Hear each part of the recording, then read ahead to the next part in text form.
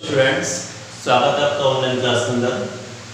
आज हम देख रहे हैं क्लास 7 में chapter number first exercise number 1.1 और इसका फर्स्ट क्वेश्चन।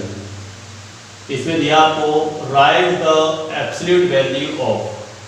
हमें यहाँ पर एब्सोल्यूट वैल्यू के बारे में बताना है कि एब्सोल्यूट वैल्यू क्या होता है। पहला हमने इनिशियली पढ़ा है, मैंने आपको पहले बताया था जो हमारे पास फर्स्ट वीडियो आया था उसके अंदर कि जो एब्सोल्यूट वैल्यू होता है वो क्या होता है। एब्सोल्यूट वैल्यू के अंदर हम जानते हैं जो भी वैल्यूज होता है, जो भी नंबर हमारे पास दिया होता है वो एक पॉजिटिव नंबर में कन्वर्ट हो जाता है और हमें यहाँ पर एक एब्सोल्यूट का एक साइन लगाना होता है। जैसे देखते हैं हम, जैसे हमसे पहला ऑप्शन कहा है कि हमें -4 का एब्सोल्यूट वैल्यू चाहिए, तो आप यहाँ लिखेंगे एब्सोल्यूट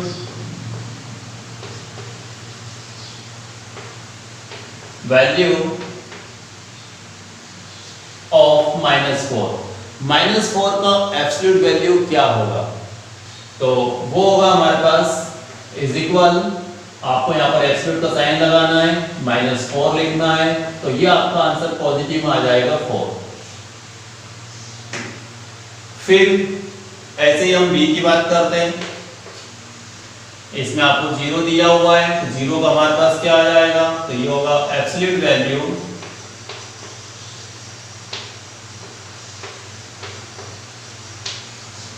ऑफ 0 इज इक्वल, तो आपको 0 को भी इस साइन के अंदर लिखना है, तो ये भी आपका 0 0 ही रहेगा। C, तो इसका आंसर होगा एब्सोल्यूट वैल्यू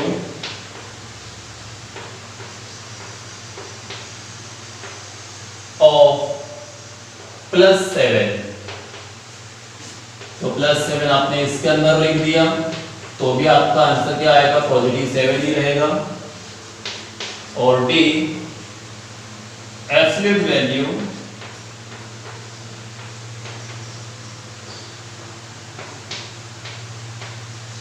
ऑफ -8, तो एब्सोल्यूट के साइन के अंदर -8 को लिखना है, तो आपका आंसर पॉजिटिव में आएगा 8।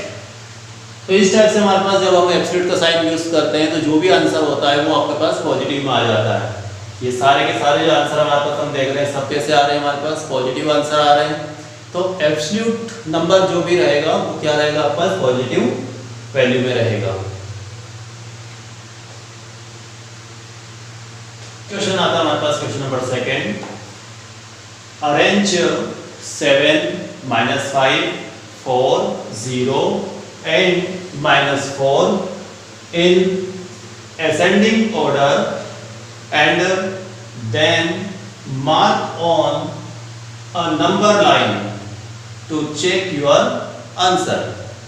आपको यहाँ पर जो नंबर दिए हैं सबसे पहले इनको आपको अरेंज करना है। अरेंज करना है किस ऑर्डर में, असेंडिंग ऑर्डर में आपको अरेंज करना है। असेंडिंग ऑर्डर का मतलब हम सब जानते हैं कि हमें सबसे पहले सबसे छोटा नंबर लिखना है, फिर उससे बड़ा, फिर उससे बड़ा, फिर उससे बड़ा। तो इस टाइप से हम इसको अरेंज करेंगे। और हम ये भी जानते हैं कि जितना बड़ा माइनस में नंबर होता है वो उतना ही छोटा होता है। तो यहाँ पर हम देखते हैं सबसे बड़ा माइनस का नंबर कौन सा है, -5, तो -5 उतना ही ज्यादा छोटा होगा, तो सबसे पहले हम -5 लिखेंगे, फिर उससे आगे हमारे पास आएगा -4, फिर 0, फिर 4 और फिर 7। इस टाइप से हम इसको अरेंज करेंगे। तो हमारा सॉल्यूशन होगा यहाँ पर इन ascending order।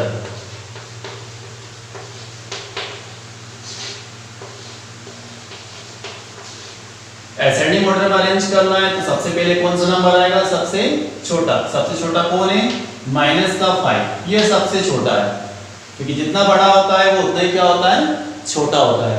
अब हमारे पास नेक्स्ट नंबर कौन सा आएगा, -4, ये इसके कंपेयर में 4 -4 जो है -5 से क्या होता है, थोड़ा बड़ा होता है, ध्यान रखें। फिर इसके बाद में अगला नंबर हमारे पास यहाँ पे कौन आ रहा है, 0, ये 0, फिर उसके बाद कौन है, +4, फिर उसके बाद +7, तो ये आपके पास जो नंबर्स दिए थे इनको हमने अरेंज कर दिया है असेंडिंग ऑर्डर में। अब इन नंबर को हमको कहा है कि इन्हें आपको नंबर लाइन के ऊपर शो करना है, तो नंबर लाइन बना देते हैं। तो ये हमारे पास नंबर लाइन हो गई।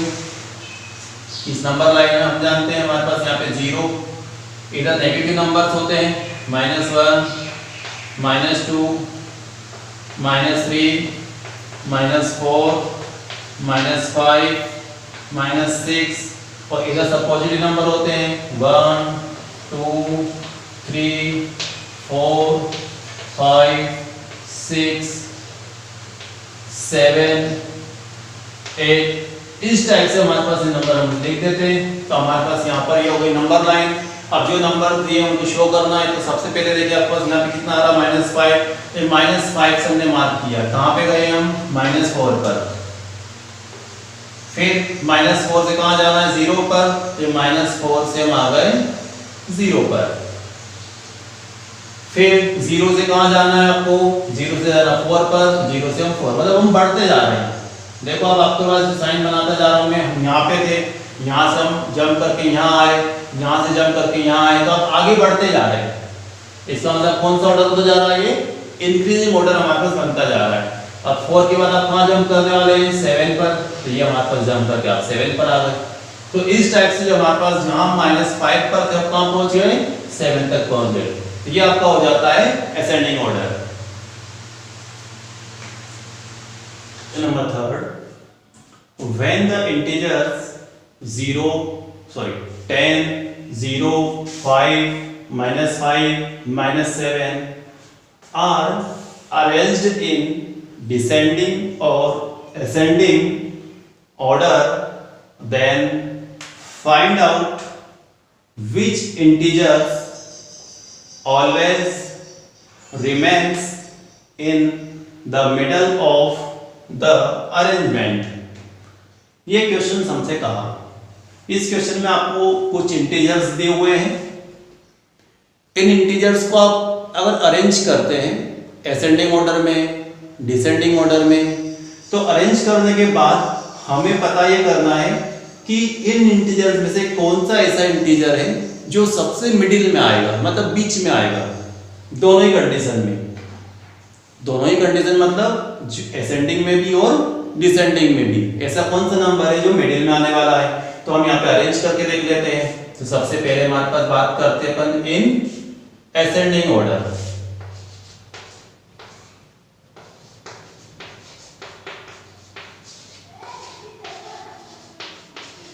तो अगर हम असेंडिंग ऑर्डर की बात करते हैं, तो असेंडिंग ऑर्डर में हमारे पास हम जानते हैं कि सबसे पहले कौन सा नंबर आता है, सबसे छोटा। तो सबसे छोटा कौन सा नंबर है, माइनस का वो नंबर जो सबसे बड़ा दिखाई दे रहा है, वही हमारे पास छोटा होता है। तो माइनस का कौन सा नंबर सबसे बड़ा दिखाई दे रहा है, माइनस का 7, तो माइनस का 7 सबसे पहले आएगा। फिर इसके बाद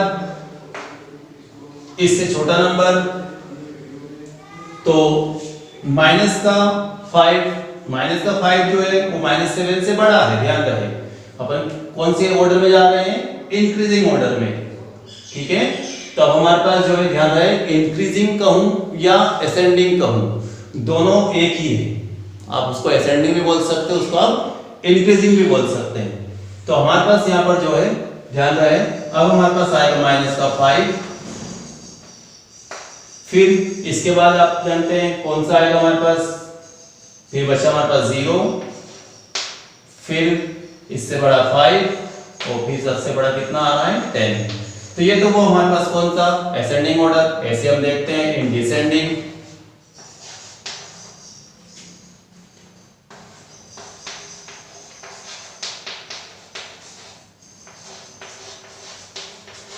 तो डिसेंडिंग ऑर्डर में देखें, तो डिसेंडिंग ऑर्डर में सबसे पहले कौन आएगा, सबसे पहले हमारे पास आएगा जो सबसे बड़ा हो। तो सबसे बड़ा कौन सा नंबर होता है, जो पॉजिटिव नंबर होता है, और पॉजिटिव में जिसका वैल्यू सबसे ज्यादा होता है वही हमारे पास सबसे बड़ा नंबर है। तो पॉजिटिव में हमारे पास 1, 2, 3 तीनों नंबर है। तो इनमें भी हमारे पास सबसे बड़ा कौन है 10। तो सबसे पहले आपके पास आएगा 10, फिर उसके बाद 5, फिर 0, फिर -5, फिर -7। तो ये दोनों ऑर्डर हमारे सामने हैं। एसेंडिंग भी और डिसेंडिंग भी। अब आपको ये देखना है कि इनके दोनों में मिडिल में कौन आ रहा है, मिडिल मतलब सेंटर में। तो हम देखते हैं यहाँ पर इसमें 1 2 3 4 5 नंबर है, सेंटर में कौन हुआ 0, यहाँ पे सेंटर में कौन हुआ 0। तो इसका मतलब हमारे पास इनको अरेंज करने पर हमेशा जो सेंटर या मिडिल में आने वाला नंबर है वो कौन सा है 0। तो आपका आंसर होगा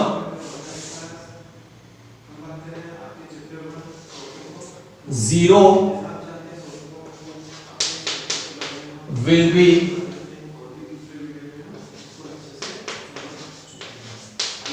middle of the arrangement।